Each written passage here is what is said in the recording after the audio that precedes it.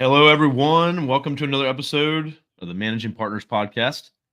I'm Kevin Daisey, and I'm your host, as always. And today I have a really cool guest who is an expert in podcasting, but not just any podcasting. They specialize in legal podcasts. So, podcasts for law firms is what they do. So, super relevant to you listening today. And so, I'm excited to have Robert Ingalls on the show to share his experience.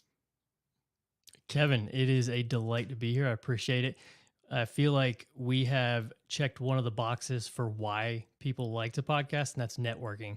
I feel like we've talked at great length already, just leading up to doing the podcast. So that's been a cool part of it. For me, that's number one. We'll kind of talk through all the ways that law firms can use it and use it. But for me, it's the conversation we're having right now. And I was just talking to Robert a second ago. It's like I'm not even really aware that we're recording. More so, me and him are just having a conversation. So for me, when I can bring on an attorney or another expert or even a competitor, um, building that relationship, having the one-on-one conversation, and I just generally like the conversation. Since I run a business, it's all relevant to me. I can apply what I learned from Robert to my business, to my podcast. And so there's just a million benefits to doing this. And we'll get into some of that and hopefully answer some questions and give you guys some ideas of what you can do if this is right for you. So, real quick, lawpods.com. That's as simple as it can be. Lawpods.com. I love the brand. I love the name. I like how straightforward it is, and you have the domain to match it. So Yeah, you type LawPods in almost any search bar, and you're going to find us. perfect. I love it. Yeah, it's that's a tip right there. If you can There you go. get the .com that matches your name or brand, do so. And if you could do that before you even finalize the name. So Yeah, because somebody's going to try to sell it to you at an inflated rate if they know you got that company. yeah, especially once you're doing good, right? So Yeah. so anyway, Robert, let's first dive into your background and tell your story and how you got to where you're at behind the mic. Cut me off whenever you need to, man. I feel like it gets long winded sometimes. But I was a practicing lawyer for almost 7 years, and it became apparent just a few years in that it wasn't a great fit for me. I'd ended up in law school because I'd been attracted to the law from a young age. I was just interested in it. I wanted to be involved in the criminal side. That's what I went to school for. I got out, I started practicing criminal defense, and it was a lot for me. You go in idealistic. I think a lot of lawyers do, and I don't know if that's a feature or a bug, but it you get relieved of that relatively quickly. And I just found myself lying awake at night with a lot of heavy shit just weighing on me. And I'm the kind of person that just in my day-to-day life, I just kind of like to get along. I like it when people are happy to see me, when we just all have a good relationship with each other, everybody's pretty pleased. That is how I like my life to go on a day-to-day basis. And it was not like that. On any Well, given we day, share I that because was, that's the way I am too. yeah, it's such a pleasant way to be. And I don't love conflict. I probably really should have thought more about that before going into a profession that where conflict is actually business development. Do you have conflict? I would love to have some conflict of yours. And but on any given day, I was playing the role of villain in someone's movie, and I didn't like that. And frequently, more frequently than I would have liked, they were right in my from my where I feel, just the way I feel about life. I felt like I was doing something that conflicted with my values. Now, I don't think I was doing anything wrong. I was absolutely doing my job. But that was the problem. Doing my job conflicted with the way I felt. and the way with what I thought was right. Criminal defense attorneys are doing very important work, and some of my best friends are in it and they're great at it. And when I was a criminal defense attorney, I helped some what I believe to be really good people out of really tough spots. But more often than not, that wasn't the case. More often than not, I was championing somebody who was up to no good. And everyone gets to where they get with the life decisions that they make. I get all of that. But I just couldn't be a part of it anymore. I was the things I saw, the things people would say to me, the things you have to see during discovery. It was a lot. And so I found out pretty quick that wasn't going to work for me. But I kind of tried How to did you remain get involved. But to going, yeah, okay, right, what's next? right. And how did you get to this point where you're like, you know what? I love Yeah, podcasting. I kind of wandered around in law a little. I did some employment, I did some civil litigation, but where it all really started to come to a head was right after I got married. You know, these big life moments, they make you rethink things. Mhm. And right after I got married, within a couple months, my wife let me know, without really any warning, I think we should start trying to have a baby like right this second. And up until that moment, that was very much like tomorrow guy's problem. And then all of a sudden it became, oh shit, somebody might live here next year. And I was kind of spiraling, really not hanging on by a thread at this point. And the idea of having to add that to it was just more than I could bear. And I kind of had a proper freak out. I think mostly unbeknownst to her. But when I pulled it Oh, she's not together, listening. I'm just kidding. she knows this story well now. And uh, she was incredibly supportive throughout the process. I always got to give her that. That was great. But I pulled it all together and I sat down and I made a list of things that just had to get tightened up, just non negotiables. The top of that list was money because I had not figured out how to make any yet. I was working all the time. I was super stressed. And on top of all that, I was broke. And that just wasn't going to work. And so I read a book about money.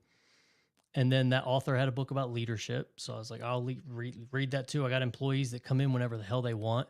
Like, I just hadn't really thought about how to be a leader and manage an office. So I read that book. And that book said, you should listen to our podcast. We have this podcast. I'd never listened to a podcast before. This is around September 15. Okay. And I listened to that one. And then I listened to another one right after that. It was another one about like office culture and leadership. It was called Awesome Office. And the founder of Quest Nutrition is this guy, Tom Bilyeu. And he was the guest on there. And I look at my life, there's a few moments in your life that are so pivotal. And that was a huge one for me. It was like before that and after that. Because I listened to this 2-part episode, which I still have, just the show is gone. It's been taken down, but I figured out how to dig into the web and find Download MP3 it. links and find them and download them. So I still have them because they were so instrumental in just shifting my direction in the way, and my mindset is really the best way to say it. It taught me, that episode introduced me to the concept of mindset. And the real takeaway from the episode was you can do anything you want with your life. That really is what you could boil it down to. And we've all heard that so many times that it's almost meaningless. It doesn't sink in, right? It doesn't. But in that moment, I heard it. And I thought I really believed. I was like, I think I can do anything I want. No idea what that was going to be. But it gave me that space that I'd never considered. Oh, I don't have to be a lawyer. I don't have to do this thing anymore if I don't want to. Now, there were years of toiling and figuring it out and struggling. And, but that was the day it started. Within a month, I owned $1,000 worth of podcast gear.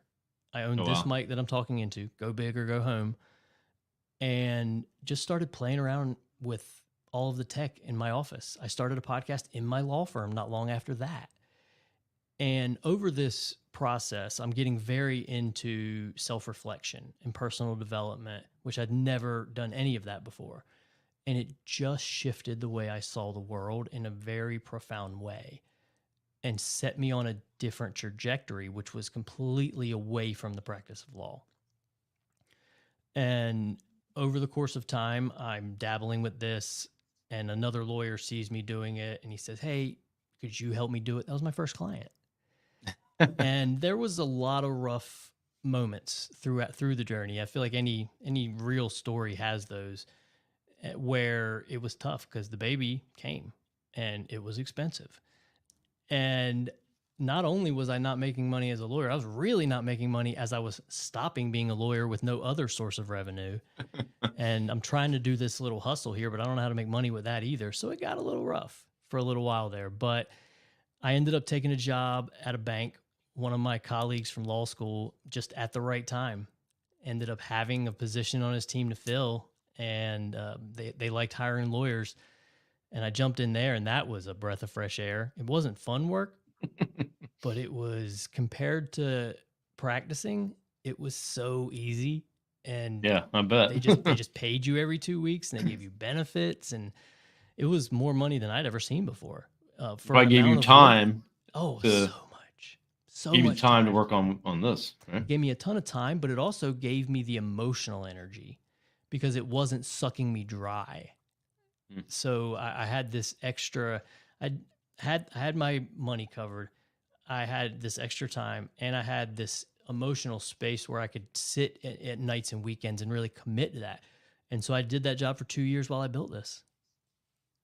That's awesome. That's definitely an awesome story, unique, and I'm sure a lot of people listening right now, lawyers, I had tons of struggles. I know when I started my company, I think I went negative 10,000 the first year, and my wife, girlfriend at the time, married now, but luckily she had a good job, and it kind of afforded me to take a loss, but it was really challenging, and it was nothing what I expected. Never And is. it took years to get even to an established point. It really does. Yeah. My where it all really came to a head was I'd shut down the law office, and I get a text from my wife, and it says, like, what's a tax garnishment? I'm like, oh yeah. And so we hadn't been married terribly long, but they had started garnishing her taxes, or her paycheck, for my unpaid taxes. Oh, wow. And man, that's a tough conversation to have.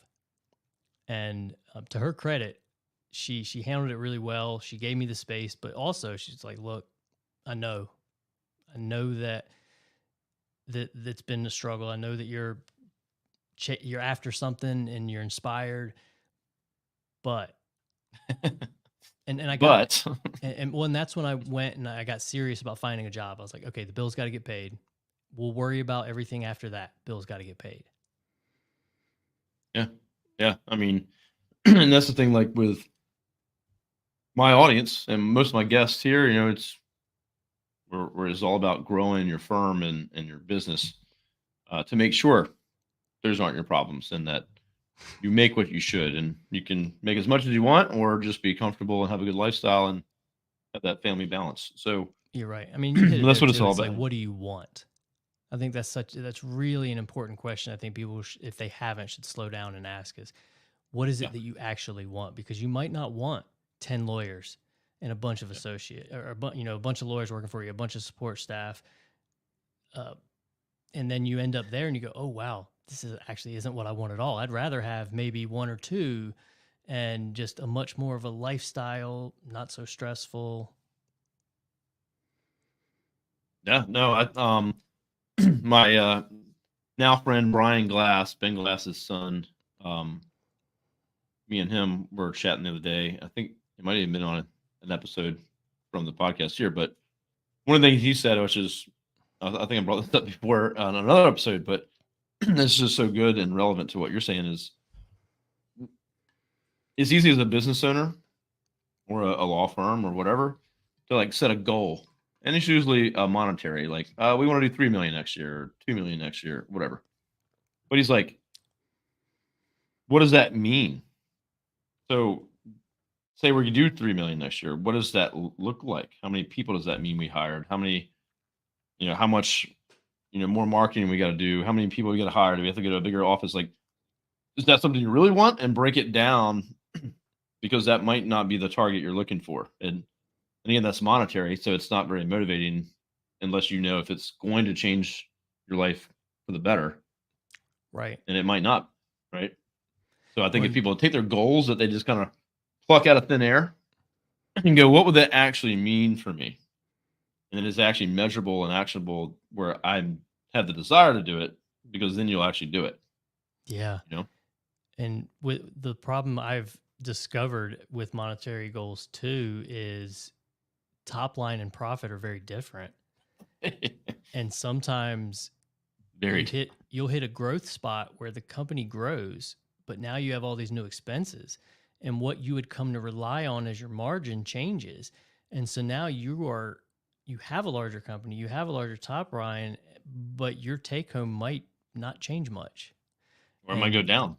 yeah, So, and that's something that you go, oh, now as long as you have your head wrapped around, okay, but what about when that doubles? What's that look like? But because me, I'm like moonshot here, but it's something that I think if somebody hasn't thought long term about what they want and why they want it, do you want to build an empire? yeah. Then I think that can be really tough.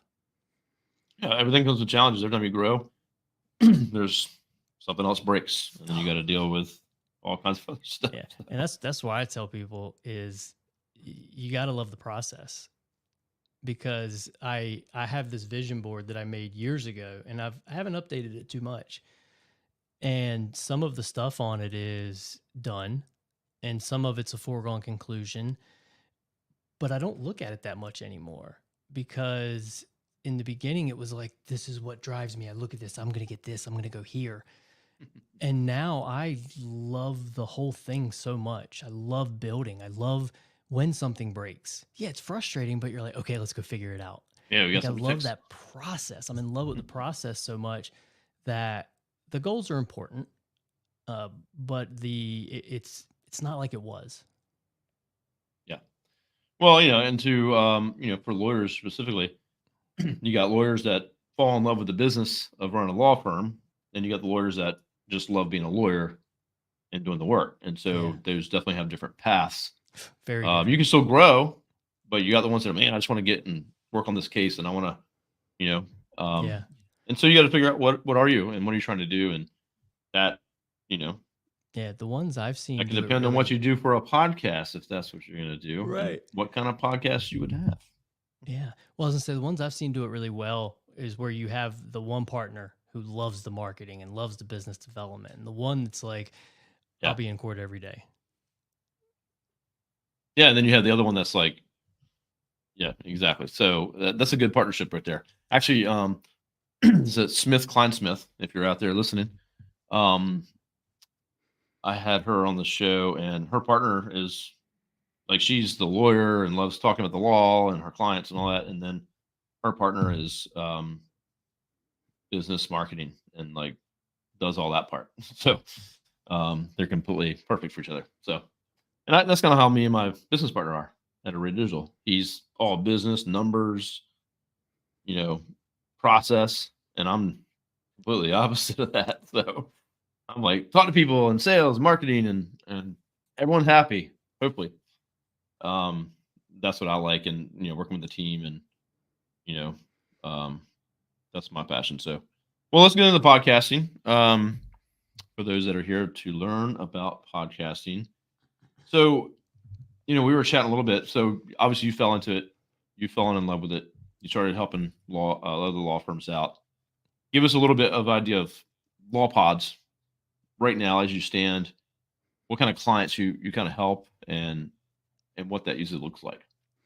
Yeah, we help medium to large size firms. I'd say that's Yeah. probably more than 80% of our clients. And our clients are coming to us because they want a podcast for whatever end goal, which is we can talk about in a moment, and they want it done professionally.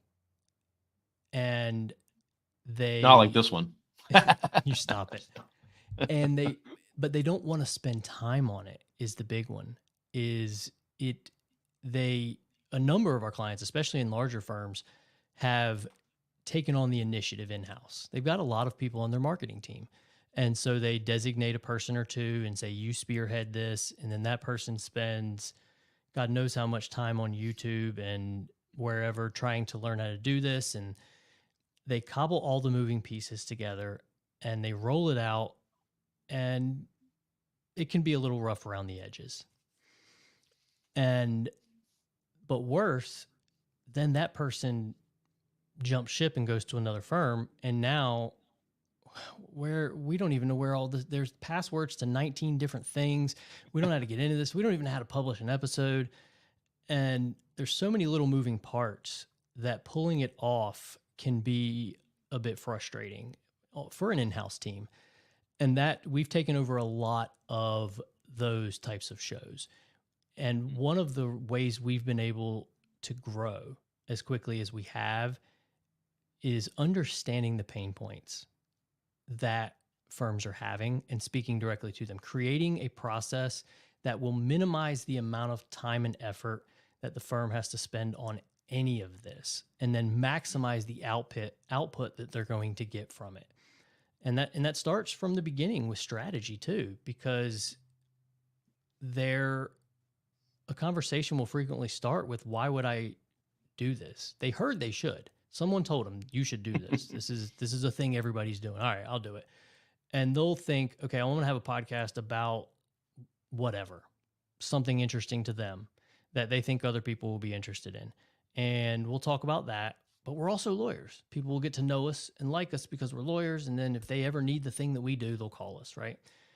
I'm not opposed to that idea, but it is very difficult to pull that off because it's a branding play.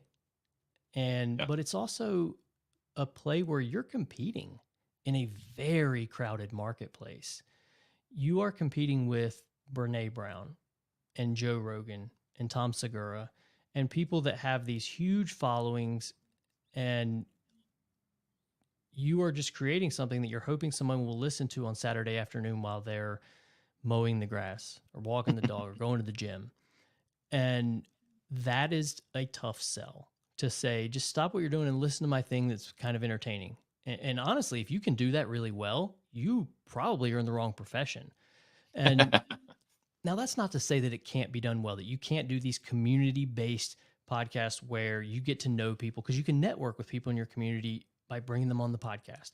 I think this is great, but often lawyers are looking for a little bit of a faster connection, not so far removed from turning it into money, right? Sure, yeah. And that one is a longer play, and it's a more difficult play as well, where a lot of lawyers find the sweet spot for them is you stop in the beginning and you say, what do we want from this? What's the pain point you're experiencing that would make you even want to spend $1 or spend a minute on your marketing? What pain point are we solving? And do you want more referrals? Okay, let's think about what a podcast could do to serve that end.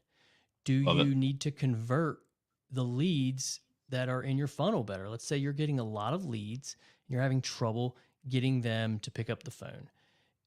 Okay, now we're going to make content that maybe speaks directly to them, that guides them through the funnel better, nurtures that lead.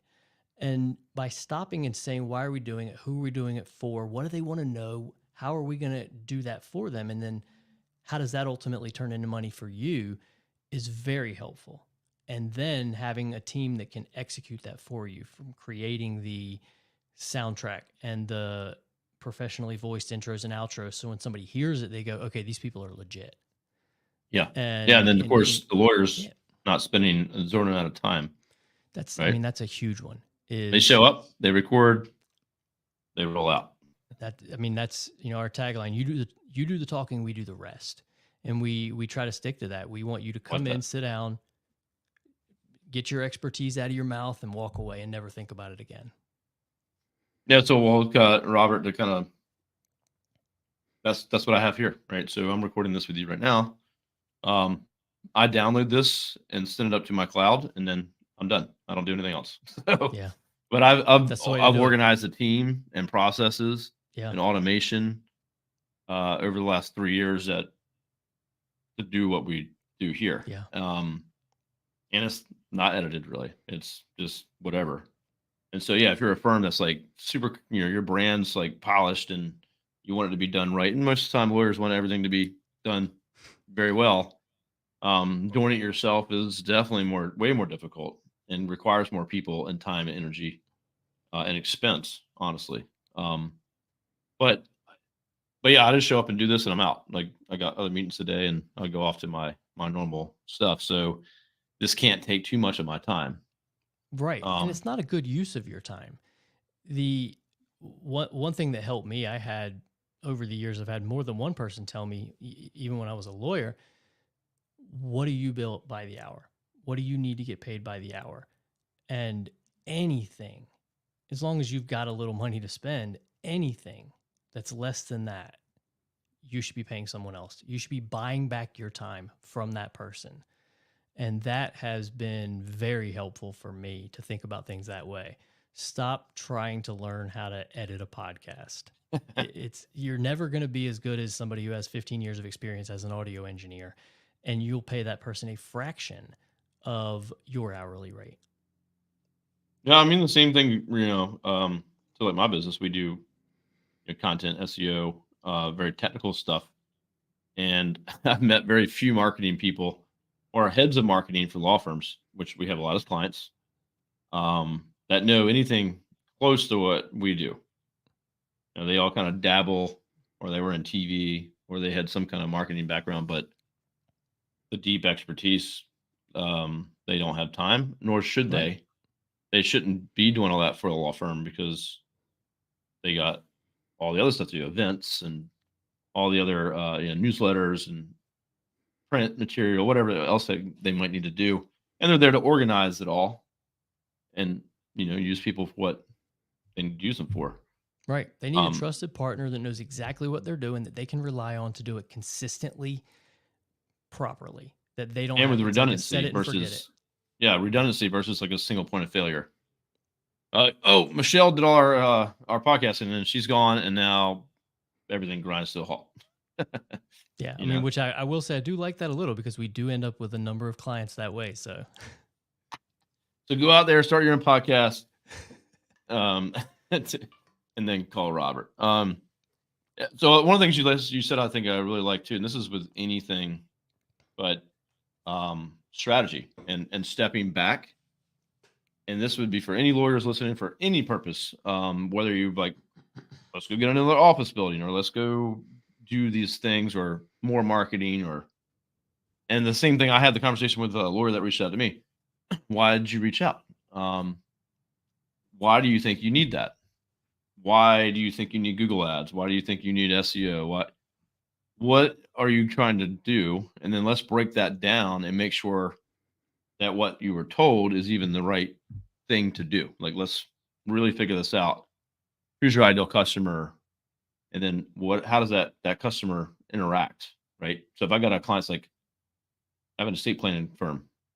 Our ideal client is 5 million in net worth. Okay. Well, Google ads is not a product for you. Like, if I'm worth $5 million and I'm going to hire an estate planning attorney for my trust, I'm not clicking on Google ads. I'm probably not even searching that much unless I just am fresh out of good referrals from my other rich friends. So you gotta peel that back and say, hey, is this even a viable solution for you? Why do you think this will work? And so I think that's super important. Strategy, step back, and then when it's like, yeah, this is perfect and this will work, then it's a little bit easier to move forward and say, hey, we feel confident in what we can do for you versus this isn't what you thought it was going to be. Right. mm-hmm. So I think that's a good tip right there for anything you're going to be doing.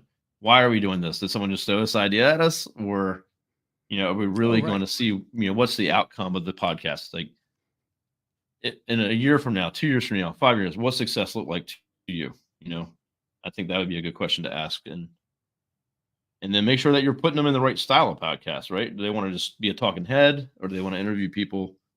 So maybe we can talk about that a little bit more, the different ways, because I do the interview style, right? For me, it's about the connection and the person Right. I'm talking with more than it is the audience. Sorry, audience. No, but I'm here to bring value to people by having real conversations and not Right. having scripted questions, and like this is all just us talking right now. So for me, though, it's me meeting you, Robert, and Right. getting to know you, and we can form some relationship. And maybe you need some help. Our law firm needs a podcast, and I can ship them off to you and help them out. So, but benefits to lawyers that could have a podcast. Well, and that's, Let's go through when it that. when it comes to why are you doing it, that's one of the reasons. If we're looking at something, if we want to drive some referrals, we want to establish ourselves as an authority on this XYZ subject, and we'll start a podcast about that. We have a number of clients that are doing this method where they talk about this thing, and other lawyers are interested in it. They listen to it, they show up regularly and follow this podcast. And then the podcast also interviews other experts in this field, other lawyers. They're bringing them on. They're developing this relationship in real time on the microphone with somebody they otherwise would be very unlikely to talk to. And the nice thing is, it's all virtual now. Yeah. So you can talk to anybody anywhere in the world and develop that relationship in a way that's hard to do otherwise. Because if you called them and said, you're someone that I respect, I followed your work, and I'd like to get to know you a little. Yeah, they're probably not going to take that call, which is, it just sounds We a got a little weird. Like, stalker on our hands. well, I got stuff to do. I'm busy. I can't just get on the phone and talk to you open-endedly. Yeah. But Yeah. then you say, no, I'm Kevin. I'm with the Managing Partners podcast, where we interview just some of the most successful managing partners and yada, yada, yada. And here's a handful of people that they know Yeah. that have already been on the show. Here's some episodes. They're like, oh, okay. Pre-vetted. Love it. Yeah, I'd love to come talk. And you're giving them something of value as well. You're giving them a platform to Yeah. to spread their message and perhaps show up, and other people will get to know them through that. And so they're going to come on, you're going to get to know them, build some of that know, like, trust. They're going to walk away feeling, having some feeling for you now, like, okay, I know who that is. They're a part of your network, potentially a referral source, potentially a client at some point. And that is very powerful. And that's a good way of doing it. And then there's that added bonus, obviously, if you're creating content that you can also make valuable for a group of listeners that ultimately will provide value to you over the long haul. Where, if you're doing it for lawyers, other lawyers are going to listen. They're going to get to know you, like you, trust you, and perhaps send you business, perhaps become clients themselves. So that's a really valuable way of doing it there. But the way that the majority are doing it is doing something where they're driving leads. We talked about that earlier. They're driving those, they're nurturing those leads in the funnel. And the structure of the podcast, you were asking, like, you do interviews, right? A Yeah. lot of those style podcasts are direct to camera, the monologue, I know what you're going through because I've been here. I've seen it 1,000 times. This happened, and then this happened. Now here's how it's going to play out, right? The bad thing happened to them, and now you're there to let them know, we know. But there's light at the end of this. We've seen it. And we're here to take your problem from you, because that's what you want to do. You want Yeah. to give them that feeling that they can trust you and that you're the person to take this weight off of their shoulders and help them. And if you can do that with your voice, is such a powerful way to do that. And we just want to get them to pick up the phone. They pick up the phone and they sit down in front of you now. they already kind of have a sense for who you are. They even know your sense of humor a little bit. And it's going to be a lot, you ask them for $10,000 at the end of that meeting to go on this journey together, and they're going to feel a lot more comfortable at that point. And that's what we're trying to do. We're trying to get them comfortable, because that's the hard part. Because if they leave the office, it's a lot harder to get them to ever come back. And we don't want them to do that. So I think those monologues can be really helpful. They're also a little harder. Anybody who's been a trial lawyer knows, you want to deliver your opening and your closing. It's a little more difficult than just having a conversation with somebody about something. Yeah. And so on the other side, there is also a lot of clients use the method where two lawyers in the firm talk to each other, almost an interview, where they're just talking about something a client wants to know. So Matt, but tell me what happens if we get this demand letter, whatever. Yeah. And yeah. then the other one answers, and they're having this back and forth conversation that is intended to provide value to the listener, answer their questions, develop that relationship of know, like, and trust. And that is one of the most frequent ways people do things. And I think it's a very valuable way, because it's very easy. It's conversational too. It's not like very a script. Right. And I don't like the script. I hate scripts. So many people will sit down and read their podcast, and it's, I'm sure somebody will listen to it. I'm sure that there can be something valuable in it, but we've all been to those CLEs where the person shows up and they're just monotoned for 6 hours, and you missed all of it. I mean, you got your hours, you were there, but you have no idea what just happened. And the problem with the podcast is you don't have to be there. If it's not valuable, if you can't keep your brain engaged, it doesn't matter how valuable the content might ultimately be. If you were able to get it, no one's going to hang around for that. So having that conversational format that gets right to the point, tells people, scratches that pain point. Why? Well, it's FAQs. It's like they're the questions the clients are going to have. Right. That's the pain point they're having. Talk to it. And the thing is, say you have a client that's, divorce is a good, I think, one, because unless something abrupt happens, it's probably I've seen it's a longer cycle. So you might be thinking about divorce, but you're not really sure. So you're doing some research. And if you could be the attorney that's speaking to them, they can hear you, or maybe even see you as well. Yeah. Then they build a connection, and they can hear your voice.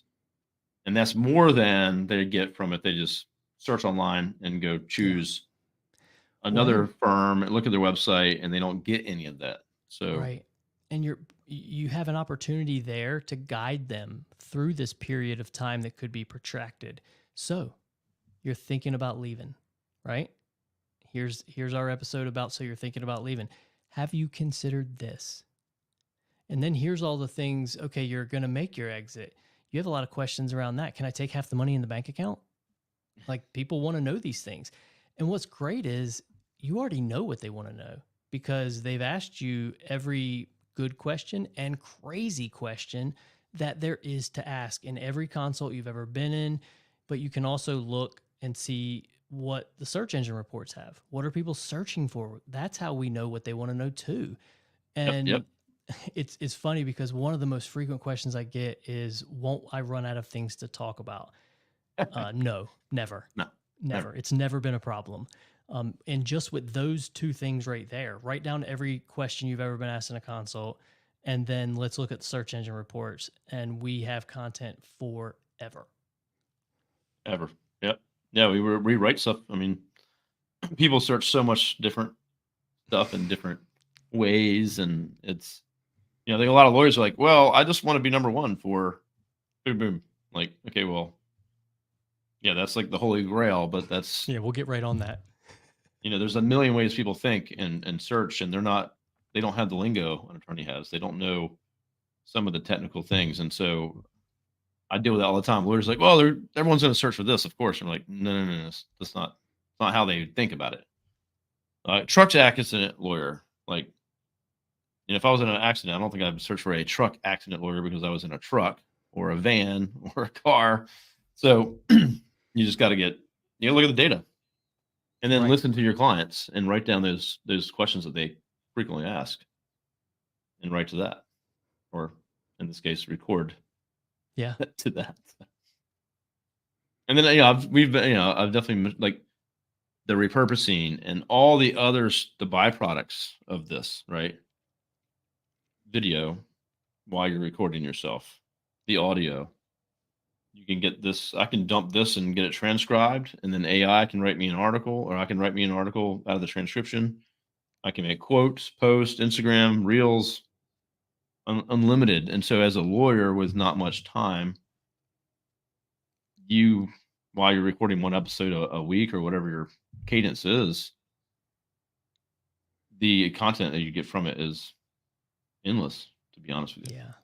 That's been a big selling point that I didn't even fully understand when I got into the business, was the amount of content for the minimal time investment.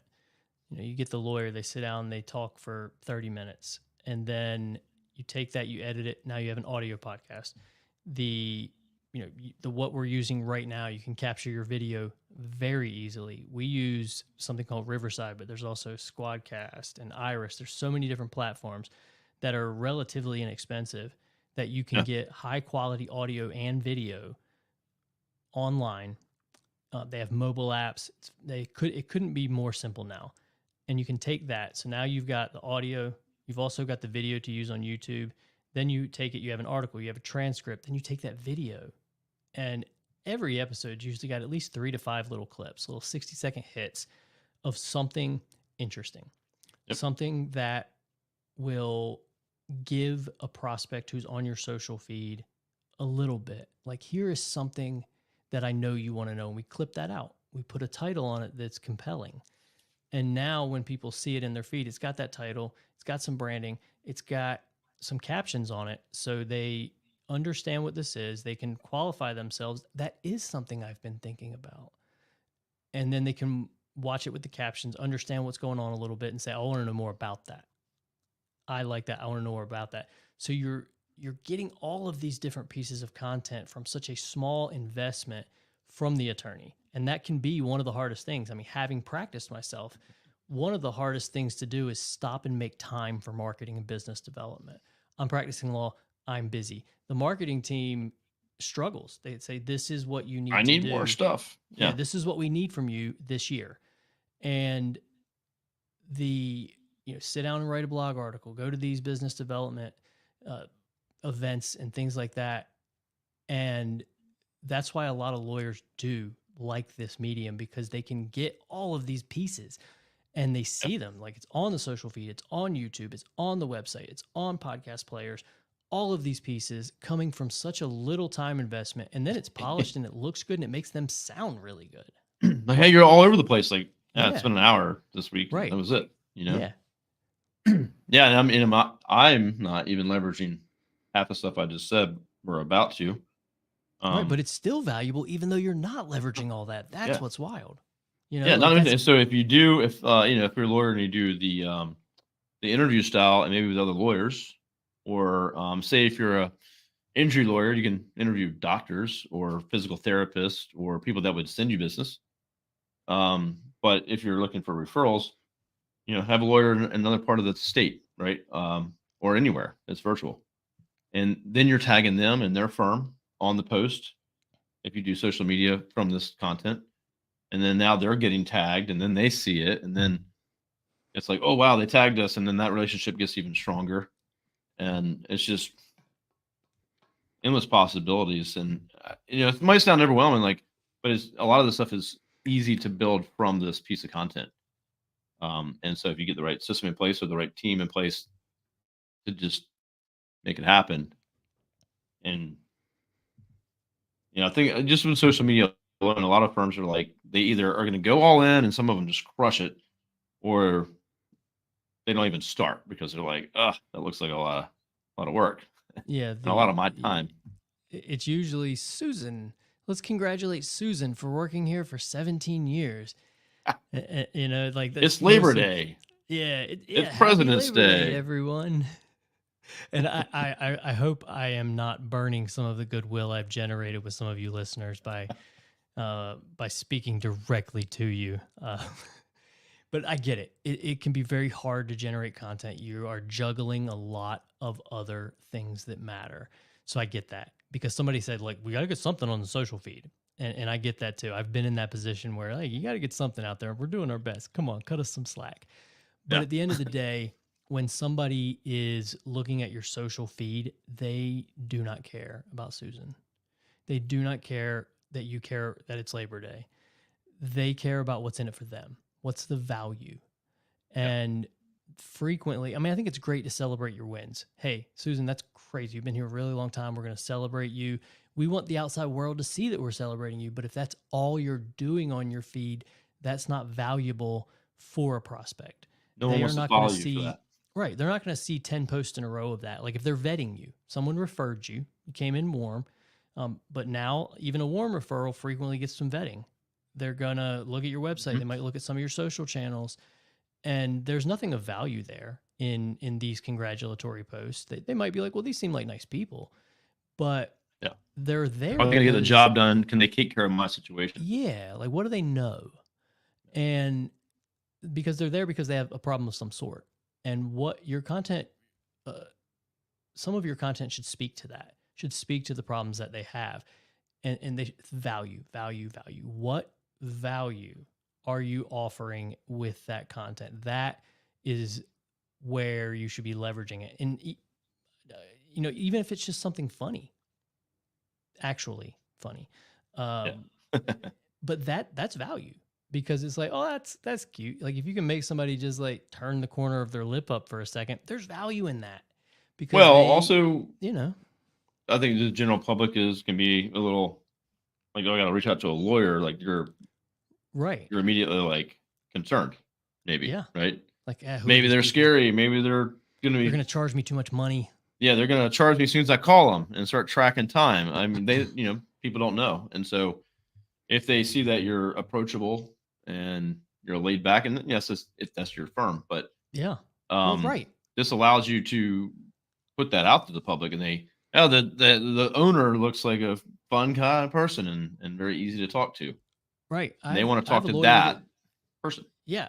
I have a lawyer that says fuck on his podcast fairly regularly. And when I first started working for him, we asked, do you want us to cut those? Fuck no. You know, but that's who he is. He Yeah. is brash. He's a New Yorker, and Be yourself. this is just who he is. And you're going to go on a journey with him that could last years. And this is who he's going to be through that entire journey. So if you're going to get turned off by that at this stage in the game, we are not a good fit. But he attracts the ones that are like, damn, I like that guy. He's I like want him. me. He's like me. He's not sitting in some, you know, marble corner office. He's a guy who came, like, I can hear him. He sounds like me. He's relatable, and that makes people comfortable. Yeah, here's the thing, like you can't try to like be everything to everyone. Be yourself, and that is your brand anyway. So when they interact with your firm, everything they see from the decor, your people, your website, and then how you talk, like just be real, and Yeah. you're going to attract the clients that want to go with you, and you're going to turn off the ones that don't. And Yeah. you need to be And okay with that. Yeah, the ones that like you, you're going to have a better relationship with too. They're going to be easier to work together. Oh yeah, I know at Ray Digital, I don't want to sign any clients that because we're signing on for hopefully a long term for them. So Yeah, I a mean, lot of vetting going on around here. the fit is important. As Very important. anybody doing business with the public knows what it feels like to be in a bad relationship with a client. Yeah. Now, of course, if you're doing like say criminal and you're got a lot of smaller cases, volume, you're a volume firm, that might be a little harder to do. But with that said, this kind of stuff can help a lot of ways filter or bring in the right kind of clients, because instead of them getting to your intake and then they're just signing them up, Right. let them see who you are, and then let them weed themselves out. And then the ones again that are interested and they want, if you are the better lawyer or more expensive lawyer, you definitely need to be doing stuff like this. You definitely have to have this kind of content, because you don't have the opportunity otherwise. Yeah. And So, you said it earlier too when you were talking about the estate planner wanting $5 million estates. You have to know who your client is and where they are. And if you know that, then you can talk to them where they are. So absolutely. it's a really important part to understand. 100%. Yeah. If I, if I was like, I only work with law firms that do $50 million a year, totally different than I was like, hey, I want to help the solo firm. Like, I want to help the small guy get a chance. And so, obviously, totally different Yeah, be where they way you are. would handle yourself. So, well, Robert, I appreciate you so much coming on and sharing your story. Very exciting story there. Interesting. As a lawyer, you didn't want to stay a lawyer, and you went a different route, and you made a decision. And I've run into quite a few lawyers that I've spoken with that reached out to us for, like, say, marketing, and I'd follow up with them maybe later, 6 months. Oh yeah, I hung it up, or I went to work for someone else. They couldn't cut it on their own. Um, and you just got to make that decision. What do you want to do, right? And if you want to grow, you want to be number one. You want to stay small enough to have a lifestyle. What is it? So I think back to your original thing was strategy, which is where you start with your client, right? So if someone needs a podcast, they want help.